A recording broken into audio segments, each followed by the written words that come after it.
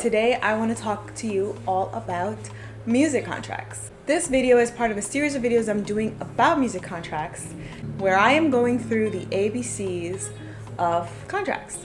And in future videos, I will be talking about different aspects of the music business when it comes to a lawyer's perspective. And so you definitely want to stick around and hit that follow button and notifications button so that you can stay up to date with my latest video. But anyway, let's get started with this video, which is about the letter D and deal breakers in music contracts. Okay, so the first obvious deal breaker is having to do with anything criminal.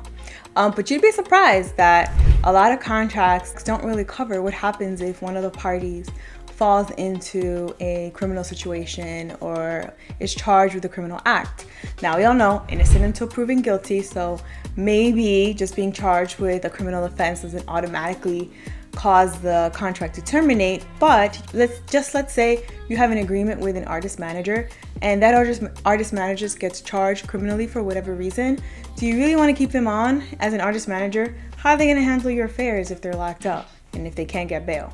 If you're a big artist, there's always ways around that. For smaller acts, smaller startups, this could really affect your career and kind of put you on hold for a long time. You may not want to be in hold for that long. There are some state laws that will help you with this in terms of getting out of the contract, but you still want to have something in there to protect you just in case anything bad should happen, either to the individual person who is handling your affairs or to whatever company they're associated with. It doesn't have to be criminality. What if the company that you sign a contract with goes bankrupt or is defunct? Or, some companies can be charged criminally. So just make sure you have in there that should anything happen where the circumstances would get in the way of the party being able to perform because of criminality or because of some disability or any other reason, perhaps death, then you want to be able to have something in there that says you are now free and clear and no longer obligated to continue with your business affairs. Another deal breaker could be is if the person or the company is not performing according to their obligation. And what to you means they are not performing. So you definitely want to be clear, have something in there. For example, if a manager doesn't bring you a certain amount of business, reasonable amount, right? It's not that they're going to make you $1 million in a year if you're a completely new artist, but if you have been consistently making, let's say 50 grand per month on your own, then the manager's going to just take 15 to 20% of this amount and they're not doing anything. They haven't added any additional income to you, and so you've been making 50 grand and you expected that they would get you up to 100 grand per month.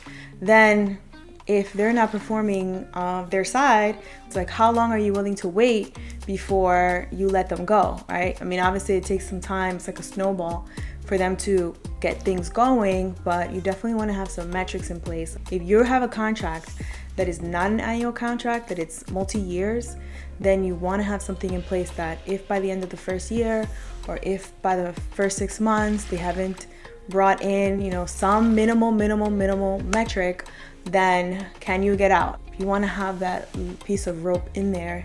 And at the same time, if you're an artist manager, you want to make sure that you have something in there that gives you like a realistic amount of time in order to perform and get the person's career started. Because if you're dealing with a completely new artist, doesn't have any contacts, doesn't have much growth. I mean, they have maybe 5,000 to 10,000 followers.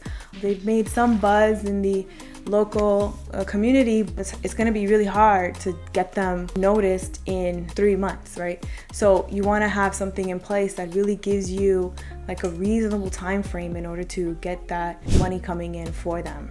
Another example would be for those of you who are songwriters and composers. If you have to deliver a certain amount of music within a certain time frame, would the deal be broken if you don't deliver? And in that case, you definitely want to make sure that you're not just lounging around spending all that advance money and having a great time when you have got to deliver in order to keep that money and to then start to make royalties back in order to recoup so that you can deliver before that time frame. And also noting what is delivery. So if you, let's say they want 10 songs from you, but it's up to their discretion, and you've given them 30 songs and still they haven't chosen 5 out of those 30, then was there something in the contract to say how much time, how many songs is already too much? That if you deliver, let's say 15, they have to at least take 3. There has to be a stop at some point, because otherwise you could be giving songs and songs and songs and songs forever, and then you're just stuck in this contract and you haven't delivered. So thinking about the different ways people to keep you stuck, try to avoid that. And part of that comes from listening to other stories, having just the experience over time to have seen the different traps people fall into. And so if you need help with music contracts, you could definitely keep watching more of my videos and start to learn about the different things that can come up. But also, if you're needing an answer quickly, you can always contact us and we'll be happy to help you out. But in any case, if you liked learning a little bit about music contracts and you want to hear more, then definitely follow, subscribe, and you can also check me out on my new Instagram page, New York City Music Lawyer, and keep in touch and hope to see you again.